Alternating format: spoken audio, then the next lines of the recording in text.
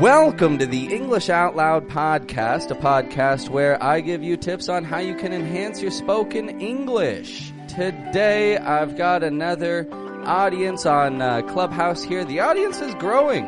Used to just be maybe 2 people, and now I've got 6 already, and maybe they'll come and go as things go along, but I think these folks are interested in practicing some vowel sounds with me here today, and that's what I'm happy to work on.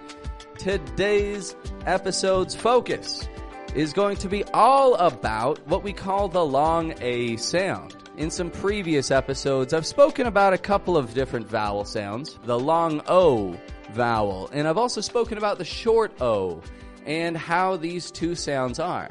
The long O makes a sound like O. The short O changes depending on the accent, but typically kind of an ah, top, thought. The short O and the long O are different in that the long O moves while we pronounce it. O has 2 different kind of movements. I'm not going to get into detail about that one in particular, but the long A has a similar kind of habit. It moves as well. A. When I pronounce that, I'm not just keeping my mouth in one spot. I'm making 2 different positions, and that is what we're going to be discussing here today.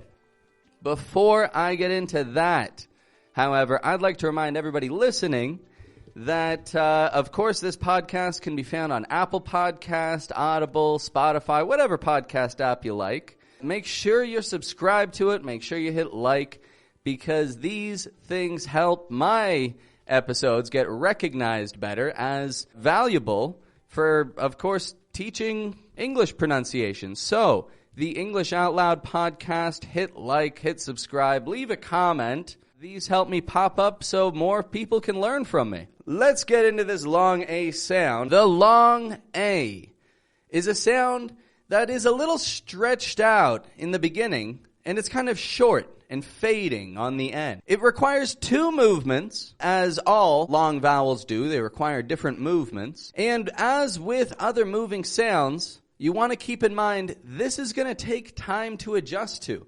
You're teaching your muscles a brand new way to kind of morph. It's going to take time, but consistent practice of movements and the phrases we're going to talk about here today will show you some change in your muscle memory. The common difficulty that I notice is a lot of people will pronounce the letter A in a kind of static position, pronouncing more of a short vowel. This is a bit of a difficulty because when this is done, we're left with a bit of an unfinished sound.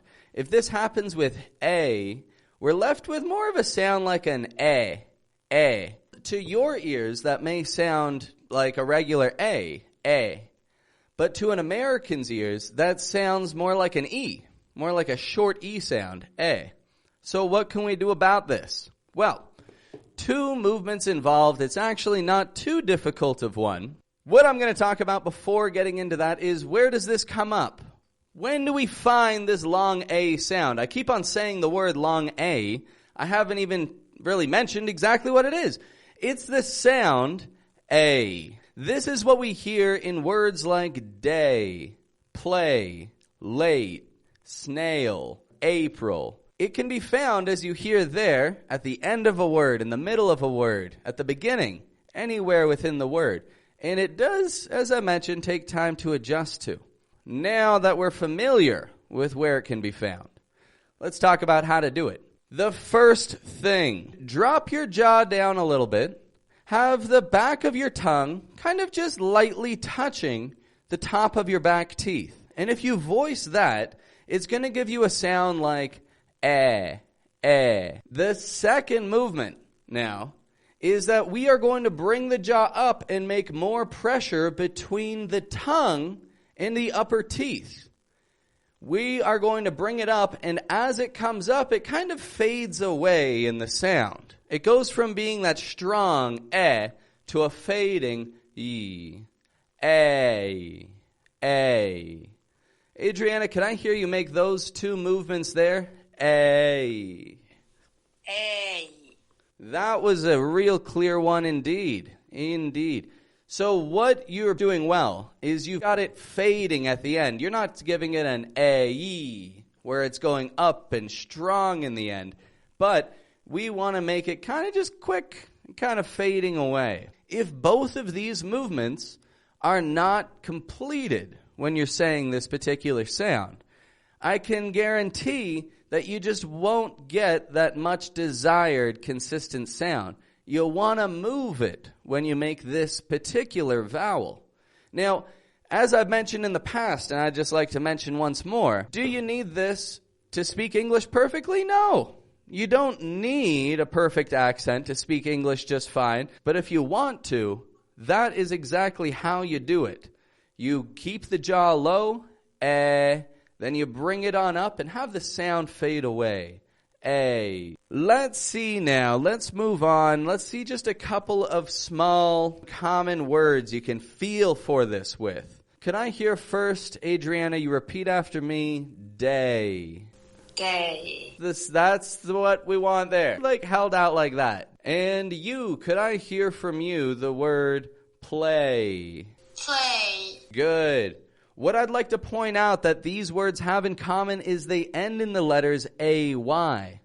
Not all words ending in A-Y make an A sound, and not all words that make an A sound end in an A-Y. But that is a common denominator with a lot of them. A. The next one up is we're going to look in the middle of a word here.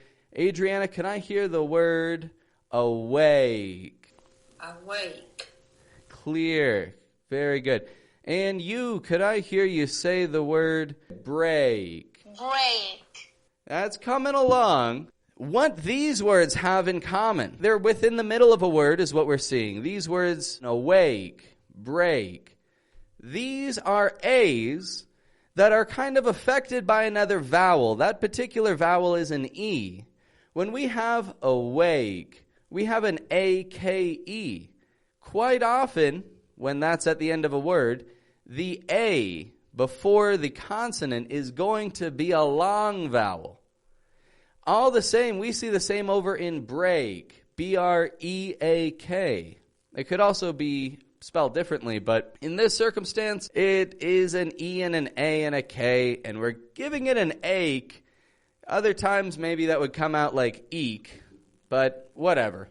I don't make the rules of English. When we have two vowels very close to each other, maybe with one consonant separating them, or two vowels right beside each other, you can often count on one of those vowels being a long vowel. In these cases, we're seeing, of course, long A's. Now, the next words that we're going to take a look at, however, are when the long A's at the beginning of a word. Adriana, could I hear you repeat after me? April. April. Now, I'm slightly hearing an I. And all that means is that the back of your tongue dropped down a little bit too far to give us an ah, and then going up to the E. So you have the second half perfect. What we want to do is keep the back of the tongue right up with those top teeth, kind of just touching the top teeth when the jaw drops down to give us A. Could I hear that again? A. And then April. April. Pretty good indeed. And you, if I could hear from you the word able. Able. That was a good A, definitely. Sounded like it was moving.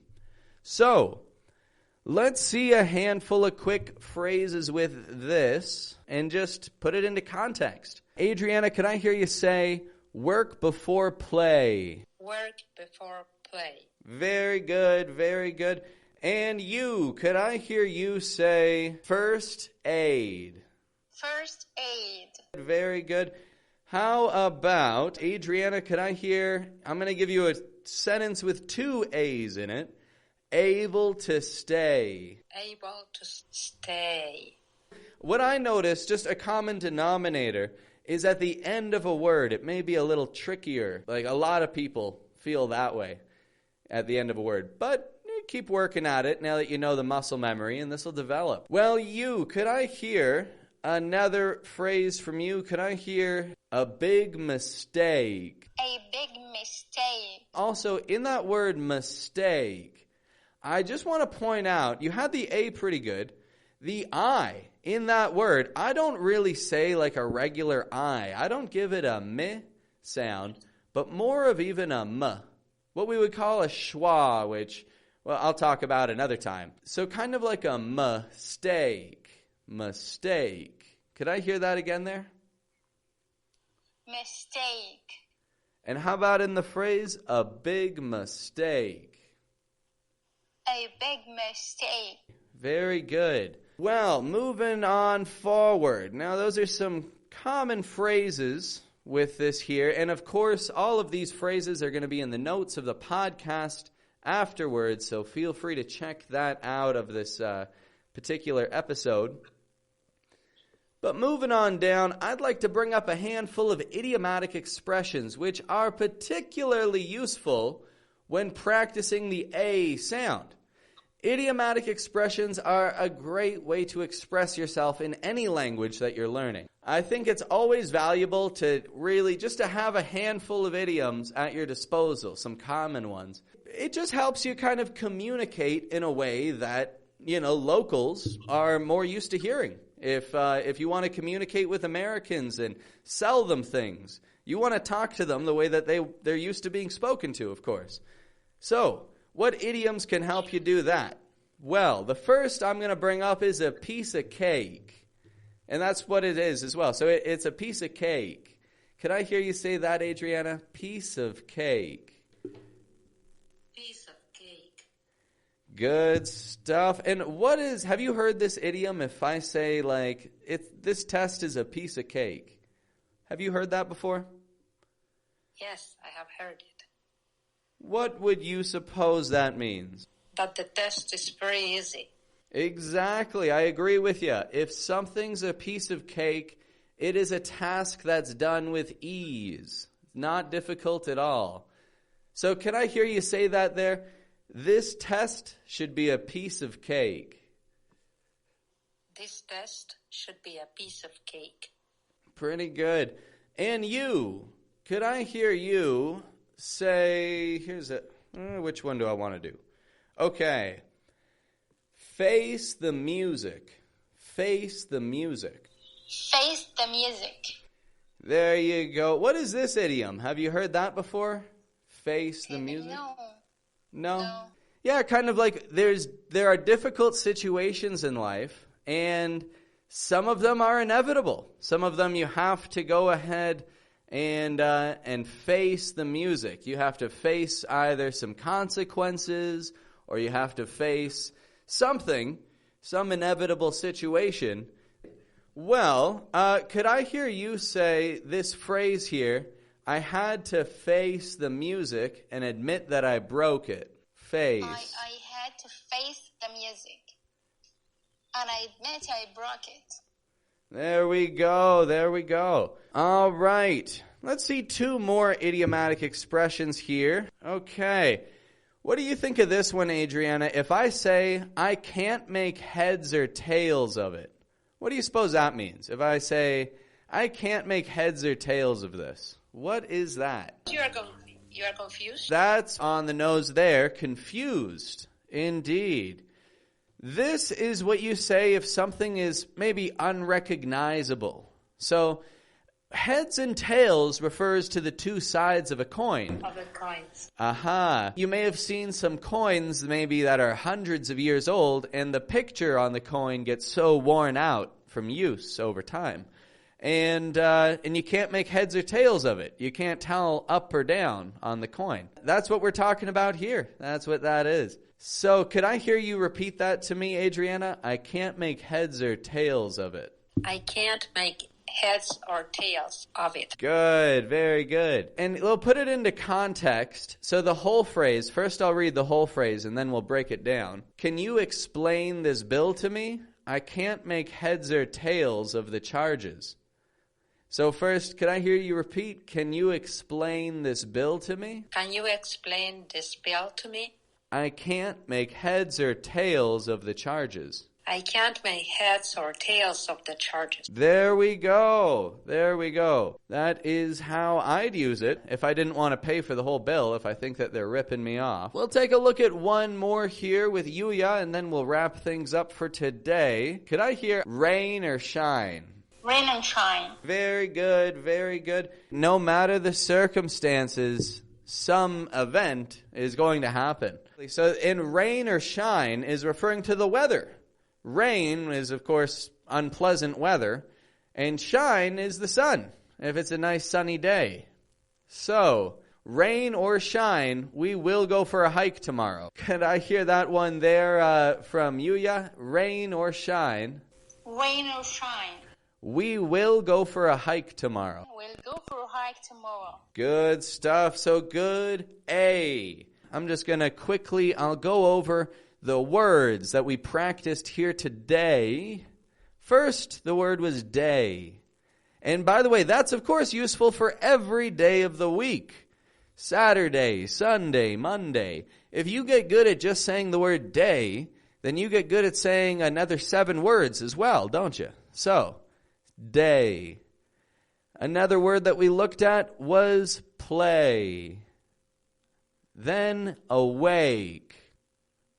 Break, able, April. Then we jumped on ahead to practice phrases. We looked at a bunch of these here. Work before play. This is another fun thing Americans will say. Well, it's not really so much fun. I guess the point is that it's not fun.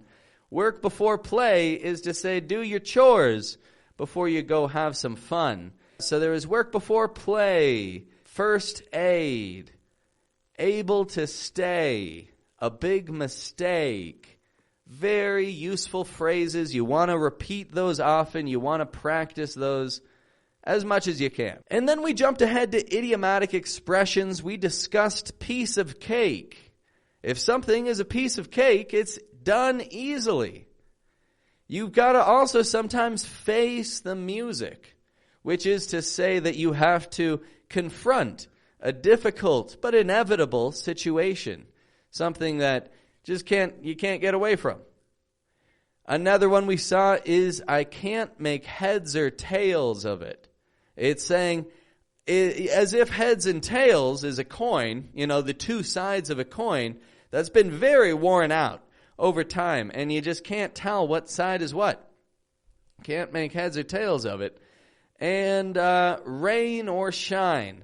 This is to say, no matter the circumstances, something's going to happen. Rain or shine, I will have this podcast episode out on Tuesday, tomorrow, June 1st. That is what I've got to say for today. I'd like to invite anybody who's interested, anybody who has any questions or comments or anything. If anybody'd like to raise your hand, feel free to do so, and you can pop on up here, ask a question or two, because the questions that you have are going to help about 100 people around the world, because that's how many people are probably listening to this. So if you ask a question, chances are somebody else has a similar question. It's only they're not able to ask me because they're listening while they're driving their car. Oh, Yuya? Yeah, sure. What's up? Okay. Now we're learning how to pronounce in a good way, like if we are pronouncing able to stay. Okay, so when we have to put it in a whole sentence, we're gonna pronounce it like able to stay or able to stay. Now we're talking fast. How it's gonna work? Oh yeah, good question. Good question. The movements that we've been discussing here are super exaggerated. These movements are not how people typically speak when they're speaking, because for me, when I say A, I don't have to think, I don't have to force anything, my muscles will just naturally move, because ever since I was 4 months old, I've been listening to people saying A around me. My brain kept on kind of absorbing that information, and my muscles kept on developing to reproduce those sounds. And so for me, it's just as easy as breathing. However, for other people, this, as I mentioned at the beginning, it's very necessary to force the movements. Very necessary, because you're adding new movements to your muscle memory. You're adding new movements to the ability to recall sounds, to rather distinguish sounds and replicate them. And so I would say, starting out, you want to really stretch this out. In time, however, suppose that you memorize one of these phrases or an idiomatic expression, and you repeat it to yourself frequently. Within a month, you're going to be able to do that probably effortlessly. Your muscles are going to be used to it. If you keep on listening for other A sounds and you keep on practicing those movements, your muscles will slowly move into the placements that they want. My job is essentially, honestly, just to give people exercise after exercise, like hundreds and hundreds of times until they hate me, so that their muscles keep getting forced into those positions. What it comes down to anyway, indeed, you have a great question, and the sound that we learned today, you want to practice that today so that 1 year from now, you don't need to practice that. So that 1 year from now, you can do it quickly and naturally, and it just flows along with the rest of your vowels. So good question there. Well, this has been a rather informative episode. Today I'd like to thank my friends here on Clubhouse for helping me out, and also to thank my audience here on Clubhouse for tuning in for this whole time. As I said, it's gotten bigger, it's gotten smaller, it's gotten a little bit bigger. So this is good. You folks are, tuning on in and learning a thing or two here. So thank you for your time. Thank you for tuning in. Enjoy your day, wherever you are in the world. Enjoy your breakfast, your lunch, your dinner. Enjoy your drive, wherever you're driving. Have a good time with it. And have a good one.